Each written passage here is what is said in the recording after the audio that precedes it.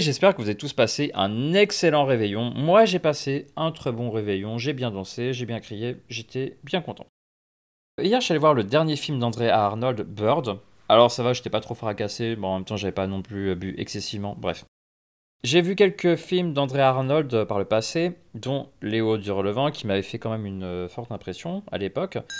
Et j'avais envie de découvrir le reste de son œuvre dès lors.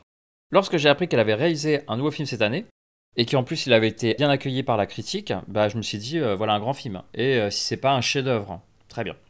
Très rapidement le synopsis. À 12 ans, Bailey vit avec son frère Hunter et son frère Bug, qui les élève seuls dans un squat au nord du Kent. Bug n'a pas beaucoup de temps à leur consacrer et Bailey, qui approche de la puberté, cherche de l'attention et de l'aventure ailleurs. Voilà, c'est assez laconique comme synopsis, mais on a l'habitude de s'halluciner. Qu'est-ce que j'en ai pensé? Alors, je vais vous lire un peu un mélange de texte et mes impressions. Ça commence comme ça. Souvent, j'enseigne à mes élèves l'art de la description. Elle leur donne des éléments pour mieux saisir les œuvres et ainsi construire leur opinion.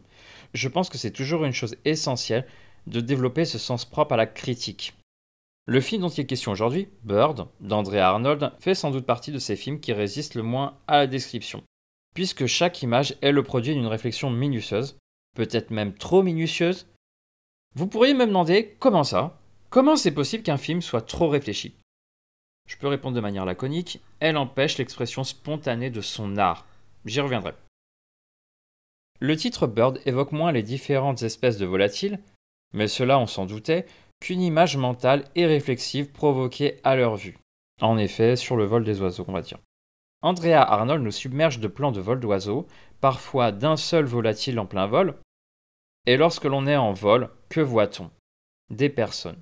Ces minuscules points mouvants impossibles à distinguer, faisant partie d'un grand tout intégré dans un horizon uniforme. Dans le contexte du film, des tours et encore des tours.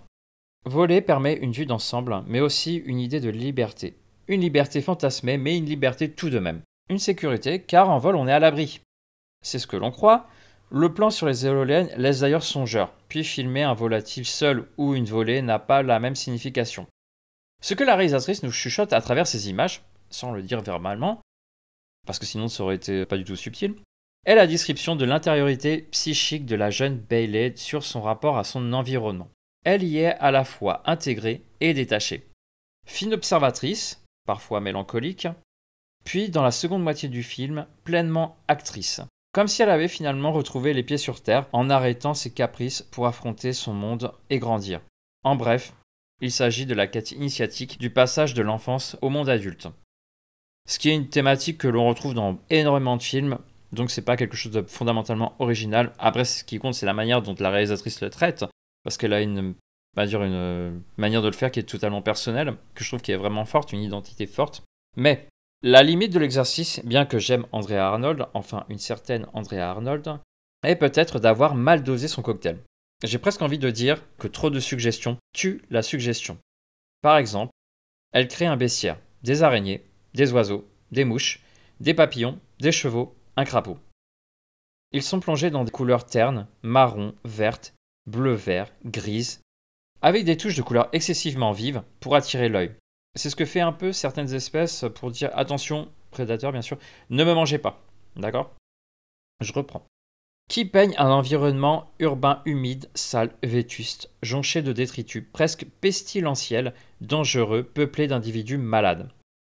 Andrea Arnold nous dit simplement que nous sommes dans un marécage. Cette évocation revient plus tard dans le film lorsque l'on apprend que la mère de Bird, le jeune homme un peu étrange, venait du marécage. Un lieu existant dans le film et qu'elle y est retournée pour disparaître. Toute l'idée du film est ici. C'est vraiment important de le comprendre. La jeune Bailey finira-t-elle avalée par ce marais boueux ou bien y trouvera-t-elle sa place? Mais la question que je me pose, est-ce que cette réalisatrice n'a pas trop utilisé cette formule, une formule qu'elle avait déjà utilisée par le passé? Par exemple, dans Les Hauts de Hurlevent, elle avait réussi quelque chose d'unique en donnant un retour haptique au corps. Alors haptique, qu'est-ce que ça veut dire? Ça signifie que l'on saisissait par l'écran tout ce qu'un corps physique peut ressentir. Le vent dans les cheveux, la texture au toucher, l'odeur des animaux, les sentiments ressentis par le corps avec l'entremise de l'image, notre corps était envahi par des sensations brutes se rapprochant de notre animalité. Il y a chez Arnold, dans sa manière de concevoir ses films, quelque chose qui relève de la bête. Pour moi, c'est vraiment très important dans le cinéma d'Arnold qu'on a cette sensation d'être une bête sauvage quelque part. Je trouve que c'est vraiment très fort. Et ça marche. Ici, sans doute, a-t-elle voulu réitérer cette forme cinématographique qui lui avait réussi par le passé.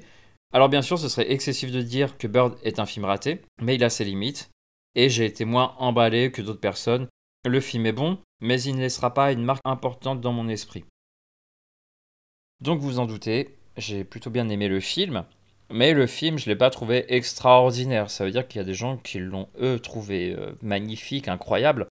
Je trouve qu'ils sont peut-être allés un peu loin dans l'hyperbole, parce que je trouve qu'elle réutilise un peu trop son schéma de construction cinématographique, un peu trop de manière mécanique. C'est beaucoup moins organique que d'habitude, et forcément j'y crois moins. Bon, après, ça reste un bon film, donc je vous conseille d'aller le voir, surtout si vous aimez André Arnold. Mais je trouve quand même qu'il manque de moments de grâce, et c'est dommage. J'ai ressenti beaucoup moins d'émotions que dans d'autres films qu'elle avait réalisés. Enfin, d'émotions esthétiques. Donc, je vous dis, likez, abonnez-vous, partagez et laissez un commentaire. J'ai envie de discuter sur le film, bien sûr. Et je vous dis à très bientôt. Ciao.